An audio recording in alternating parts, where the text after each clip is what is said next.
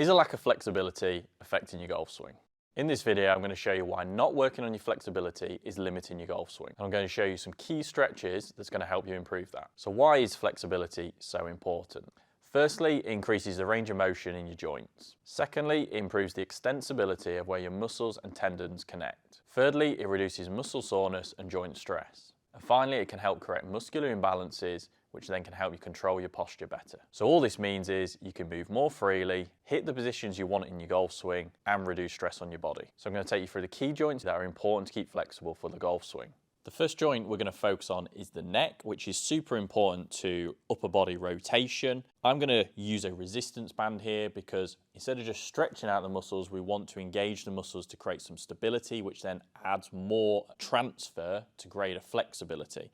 So we take a resistance band standing in the middle, hands roughly shoulder width apart, standing nice and tall. We're going to try and drive the elbows up to the ceiling so we almost engage those upper traps. They're the stability part of the neck. From here, in a controlled manner, we're going to rotate the neck as far as we can one way, holding for 2 seconds, then as far as the other, 2 seconds, down, and repeat.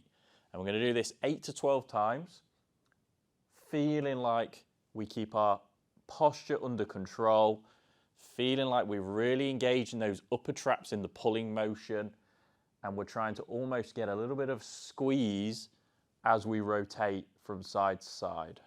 Now we're going to focus on the hips, in specifically trying to open those hips up a little bit more.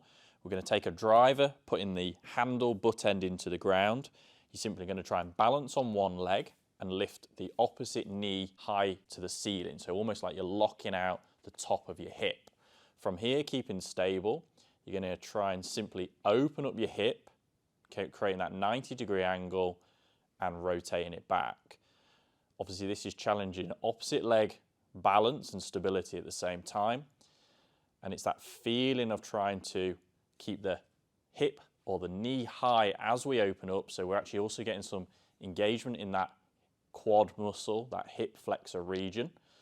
Focus on around 8 to 12 reps each side, keeping that controlled, smooth tempo throughout. Now we're going to focus on the thoracic spine, so how that rib cage rotates around the spine. But start by simply sitting on a chair. Really important that we have the feet flat to the floor and together. Take a golf club. If you're a little bit limited in shoulder mobility, go with a much longer golf club. That gives it a little bit easier range of motion. And we want to put it across the middle of the shoulder blades.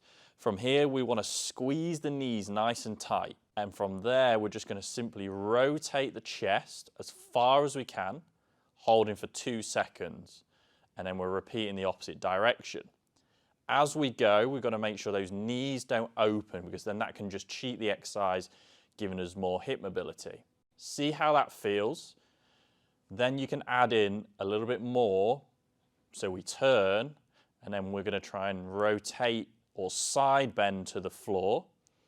We're going to get some good breathing, 2 to 3 breaths. So we're almost trying to open up that rib cage, and then we should feel like we can gain some extra rotation and repeat that process. Again, looking around about 8 to 12 repetitions on each side. So finally, we're going to focus on the ankle joint. This is an area often overlooked, but is super important to how the foot and ankle interacts with the ground.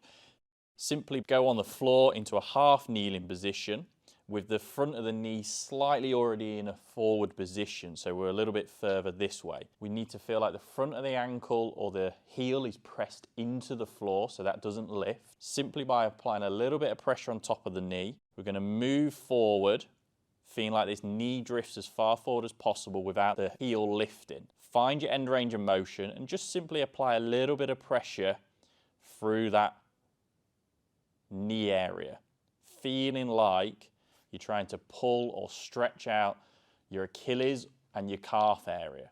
This is increasing some flexibility in there, more through some load, which you can then add a weight or a kettlebell, dumbbell, something a little bit extra to give you a little bit more intensity. Again, 8 to 12 reps each side. Focus on holding this end position for around probably 3 to 4 seconds. So focus on trying these exercises on a daily basis, especially after a round of golf, to help recovery and get the body moving properly again. If you're looking for a more complete routine on flexibility, Watch this video next.